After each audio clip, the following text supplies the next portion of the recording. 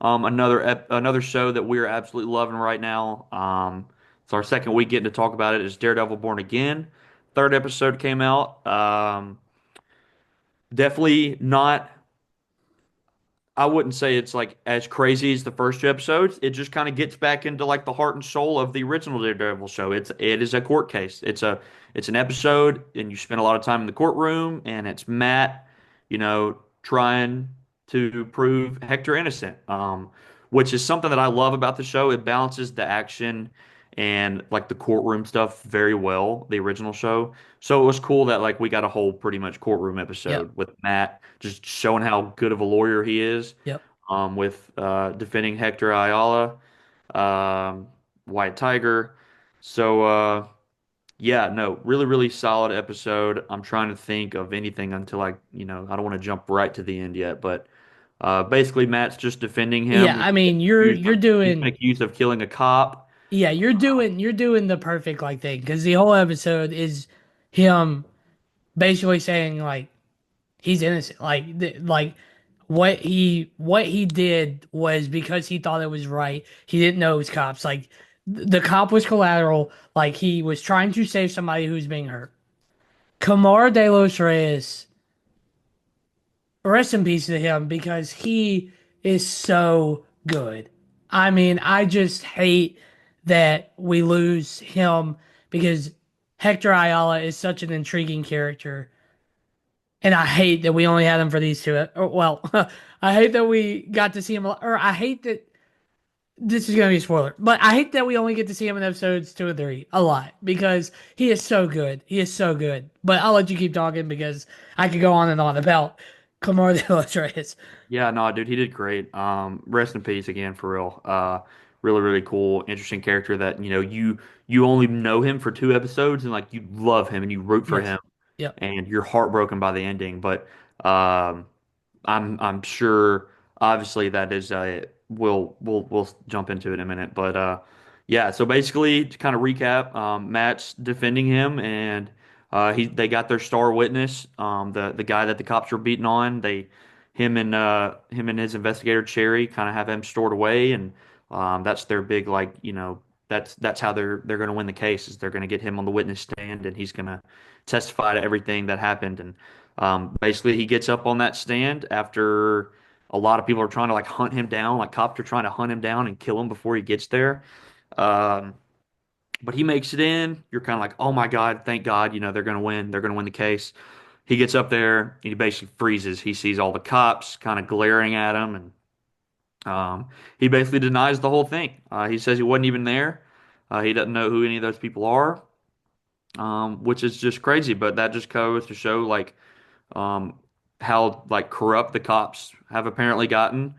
Um, so yeah, then you're kind of back to square one, and Matt's like, how the hell are we going to win this case? We lost our star witness. We have nothing. We have absolutely nothing. There's nothing we can do to free this man.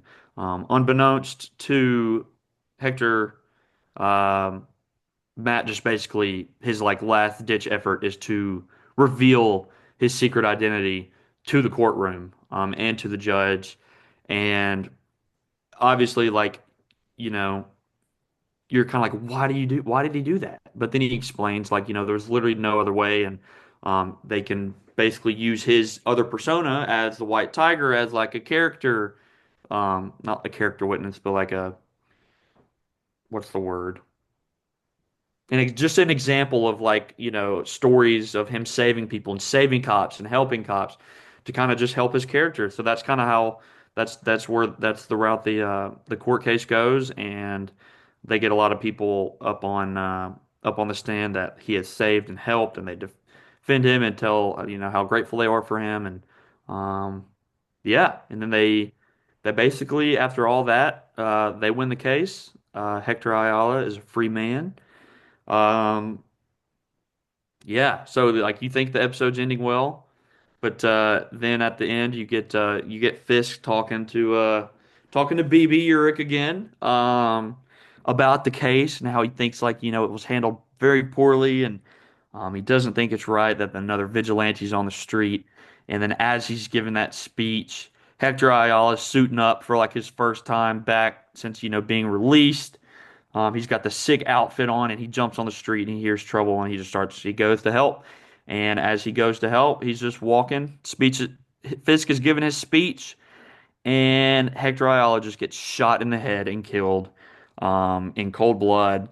And I think as the audience, you're just stunned for like a split second, and then the character that shot him turns and walks towards the camera, and he had the Punisher vest on, or the Punisher skull. So insane ending. You get like 2 minutes of happiness after him being free, and then you just get your heart ripped out. Um, and clearly, this also shows that like Fisk is really jumping back into his role to try to, you know, control New York and the vigilantes and everything. So, yeah, It is one of the most gut-wrenching episodes, dude. The court drama, which you know me, I love like SVU, Mindhunter, Criminal Minds, all that. So I'm into like the court dramas. I watch those, whatever. This one just felt different because you knew it's different because you know you saw the story at the beginning. You know why he's arrested. You know what actually happened. You know who all's there. Nobody else does, obviously. So, Matt is doing, his best. He gets a witness in there, and that dude lies under oath. And you're like, how? Okay, what's the next move? Like, where do we go from here? What I think I like about this episode is Matt is basically saying, I'm going to do anything I can to help this guy. But at the same time, I'm not thinking about the consequences of what I'm doing. So he pulls that mask out and he says Hector is White Tiger. He's this guy right here, right? But he doesn't think about how will that affect him even if he's free. And what happens? He gets shot and he gets murdered. He gets killed. yeah, by the Punisher. Ooh, yeah. Obviously, Matt's reaction is going to be probably the first thing in episode 4. And that's why I think that is going to be why he jumps back into it. Yeah. Because literally right before you get the Fisk speech and he gets shot, you got Matt in the kitchen with his new girlfriend. Yeah. I forget her name. But yeah, they're talking, and he's like, it just feels so good when the law finally wins. Like we did this the right way. There's still, justice in our legal system, basically. Um, And and even then, then, like you remember in the Bullseye episode when Bullseye gets put away, like he is overcome with emotion when he gets put away. Like, yeah, yes, the legal system did it again. Let's go. Like that's yeah. huge. And then And another thing that really stood out to me during all of the court procedures and everything is he's talking about Hector and being a vigilante, and you know exactly where he is coming from, and he 100% relates to Hector more so than anybody in that courtroom because he is Daredevil. He knows about that life, and he's kind of basically saying to Hector like, this is in the courtroom. He's like, White Tiger is who you are. Like this is who you are. Maybe this is just something that you feel like you have to do. And I feel like Matt's kind of talking about himself at the same yeah, time as talking about Hector. So some super cool like little moments with that yeah, it's almost like he was having that conversation by with himself, himself. like him and Hector were together. He's like, I understand you're White Tiger. Look, I get it. Like, I know where you're coming from. Obviously, he can't say that, but like he said, he's basically telling him, like, I get where you're coming from. You are doing this because you feel like you need to. And it's almost like it doesn't come off this way, but it's almost like he's telling himself, like, it's the law is here for a reason. Like, the law is here for a reason. I understand that you got to do what you got to do, but at your core, you are good. But there's a reason we are in this courtroom today to let justice be served. And I'm trying to free you, right? And that's what Daredevil has done such a good job with. I feel like these first 3 episodes. You talk about grounded, bro. Talk about like on the streets type stuff. The first 3 episodes have done it so incredibly well, especially in a time where the MCU is just all over the place in the multiverse and on different planets and in different universes. Daredevil is not about that. It is what is happening on the streets and it just does a really good job. And this episode was so good. I agree. It goes back to the core of Daredevil. Matt Murdock, I mean, Charlie Cox is just as good. He's so good, dude. Him and Kamar De Los Reyes are outstanding in this episode. I think that it just really sucks that we won't see Hector again because I really did enjoy his character for 2 episodes.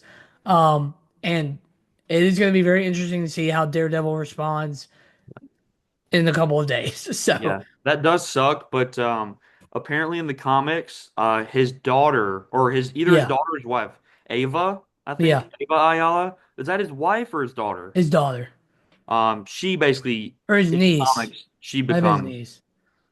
she becomes White Tiger, Yeah, yeah, in the comics. So, maybe we kind of get a little bit, we still get that character, and so we'll kind of, still get to, keep Hector in mind throughout the season as maybe like his daughter or niece or whoever it is, kind of comes into the role as the new White Tiger. So, uh, agreed. definitely got some cool characters at play. Hopefully, we'll be seeing Muse soon. Yeah, We get yeah, our first hint at Punisher, which I'm sure means that this coming episode we will see Frank Castle. I'm sure Matt will hear about what happened, and he's going to hunt down Frank Castle yeah, because that's what the news is reporting, and you kind of see it in the trailer. He does end up finding him, and uh, he's like, "I just want to talk." So definitely excited to see how that goes down, and then I'm sure once they like figure it out, they're gonna go after uh, whoever really did it, and yeah, Frank is gonna be pissed. So definitely teasing some very, very cool, exciting stuff. Daredevil's just firing on all cylinders. You're getting sick action, you're getting heartbreaking moments, you're getting good courtroom drama. You're getting good character development with Fisk and Matt Murdock. They're introducing so many cool different characters and storylines.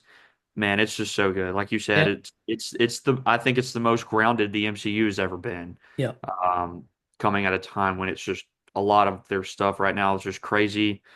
But yeah, it's just simple and sleek and just phenomenal. So yeah. we're loving it.